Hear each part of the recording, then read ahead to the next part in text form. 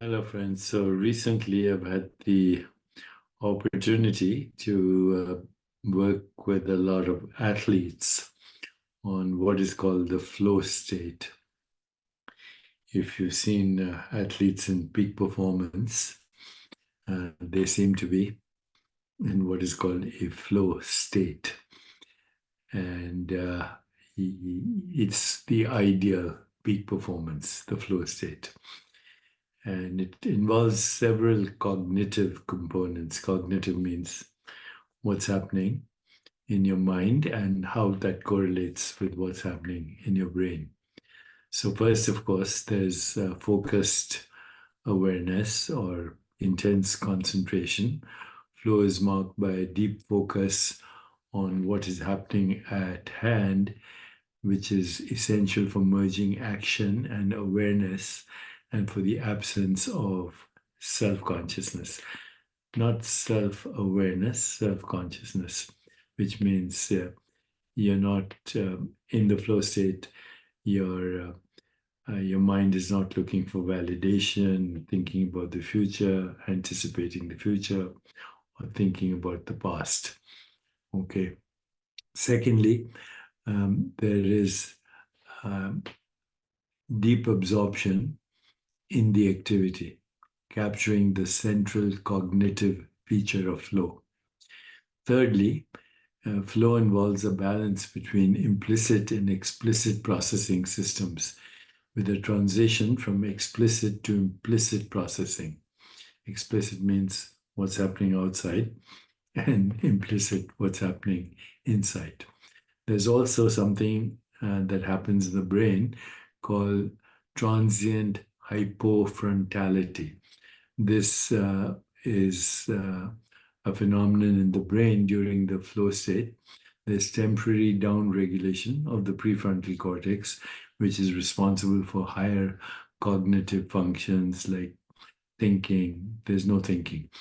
This downregulation may lead to a loss of ego consciousness and a distortion of time. And then it's associated with other neurocognitive happenings in the brain. Particularly, it's associated with something called the locus coeruleus norepinephrine system, which regulates task engagement and attention, suggesting that flow involves optimal levels of arousal and attention. Sounds very complicated, right?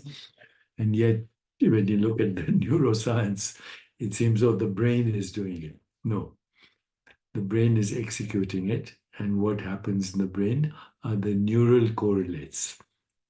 Here's what happens in peak performance and flow state.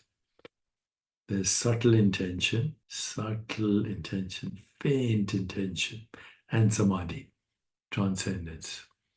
So no resistance, no anticipation, no regret, presence, and intentionality.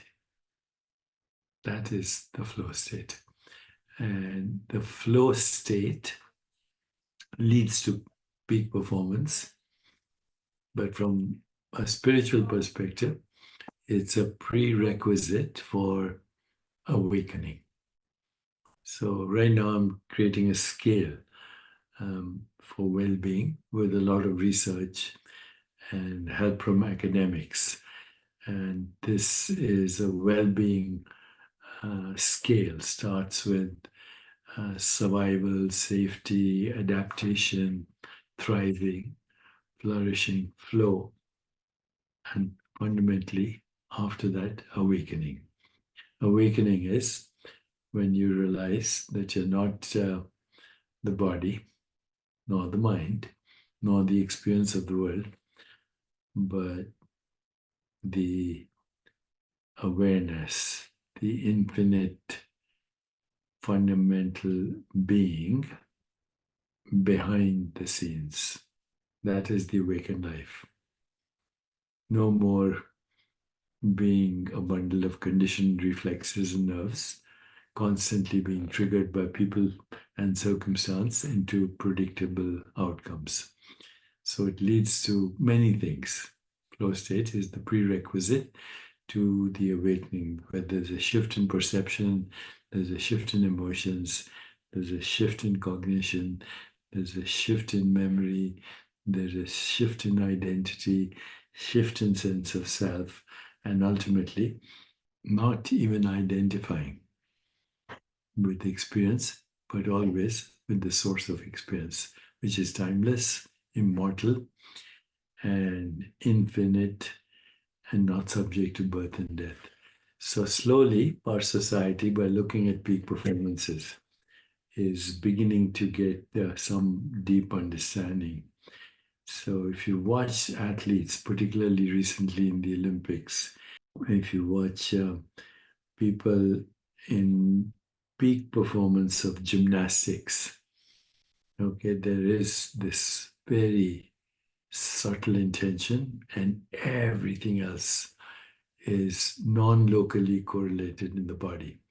Muscles, intentionality, hormones, and, uh, and action potentials. Um, it can be nothing but non local, nothing but non local. And uh, musicians know this, poets know this, great actors know this. Um, People in nature sometimes have this experience in prayer, in meditation, and also when they fall in love.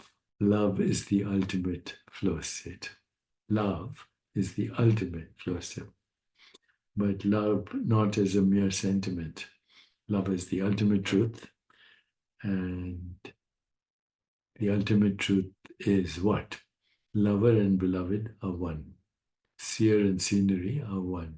Observer and observed are one. Knower and knowing are one. And there is only flow, which is also called lightness of being, lightness of spirit. Okay, the book is out, and you can also engage with me or my digital twin, digitaldeepak.ai. Thanks for indulging me as usual.